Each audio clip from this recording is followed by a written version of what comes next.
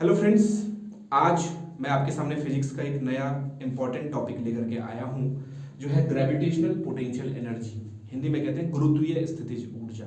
The amount of work done for a rigid body to take it from infinity to inside the gravitational field of earth that is considered as gravitational potential energy.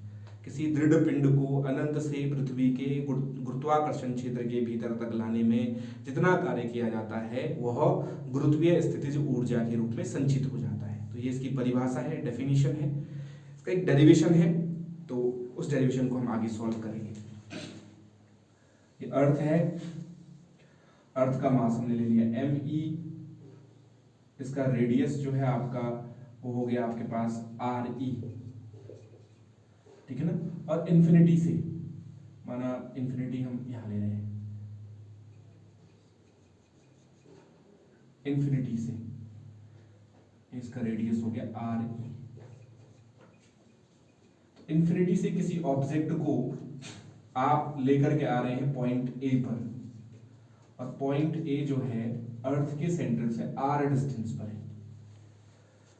ये अर्थ है, इसका मास ME हो गया, radius RE है ना। और अर्थ के centre से इनफाइनाइट डिस्टेंस पर कोई ऑब्जेक्ट है, रिजिड बॉडी है जिसका मास स्मॉल m है।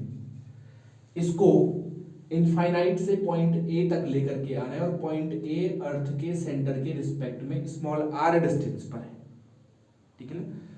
हम एक आर्बिट्ररी पॉइंट मानते हैं, यहां पर माना P, क्योंकि जब हम इस रिजिड बॉडी को अंदर लेकर के आ रहे हैं तो वो किसी टाइम पर माना पॉइंट P पर है, और पॉइंट P जो है अर्थ के सेंटर से x डिस्टेंस पर है।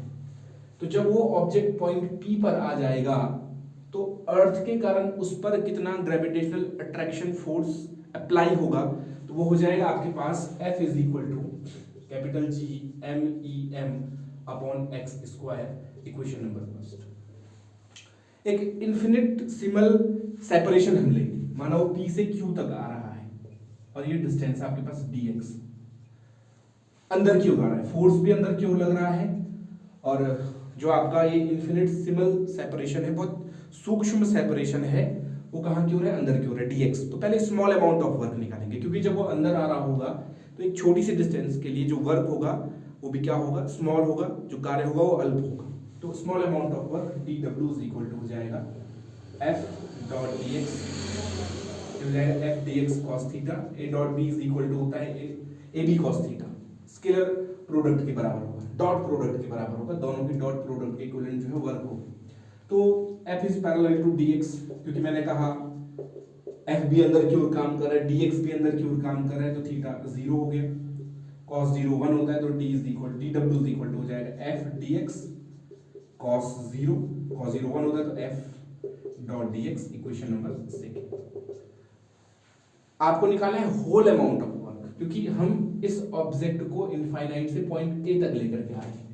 w is equal to integration of dw, lower limit मतलब कहां से लेकर के आ रहे हैं, इन्फिनिटी से, अपर लिमिट मतलब कहां तक लेकर के आ रहे हैं, पॉइंट A, और डिस्टेंस किसके रिस्पेक्ट में मेजर कर रहे हैं, अर्थ के सेंटर के रिस्पेक्ट में। तो जब वो इन्फिनिटी पर था तो अर्थ के सेंटर से इनफाइनाइट डिस्टेंस पर होगा, तो लोअर लिमिट इन्फिनिटी। जब वो पॉइंट A पर आ गया तो अर्थ के सेंटर से किस डिस्टेंस पर आ जाएगा, स्मॉल r डिस्टेंस पर, तो ये हो जाएगा infinity to r। w is equal to integration of dw, इसकी वैल्यू है f dot dx by equation number second, infinity to r is equal to f from equation first capital G MEM upon x square dx, है ना। f is equal to capital G MEM upon x square, और ये हो गया dx infinity to r। ये कहां से आया, by equation first and second.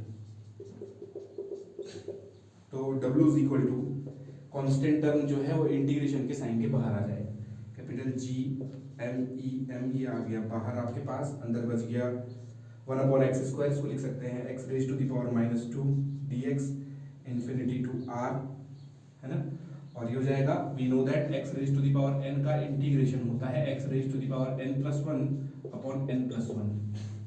तो w is equal to capital G MEM, ये इंटीग्रेशन हो जाएगा x raise to the power -2 + 1 मतलब -1 upon -1, lower limit infinity, upper limit r।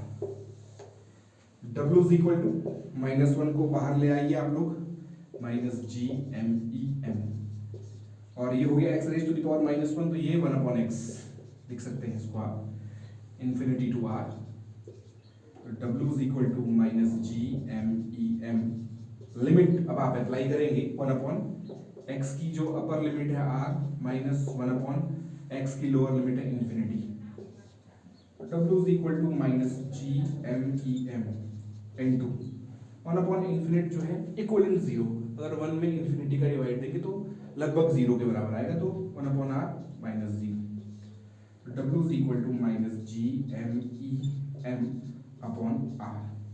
This work will be conserved in the form of potential energy, gravitational potential energy, and it is denoted by U. U is equal to -GMEM upon small r.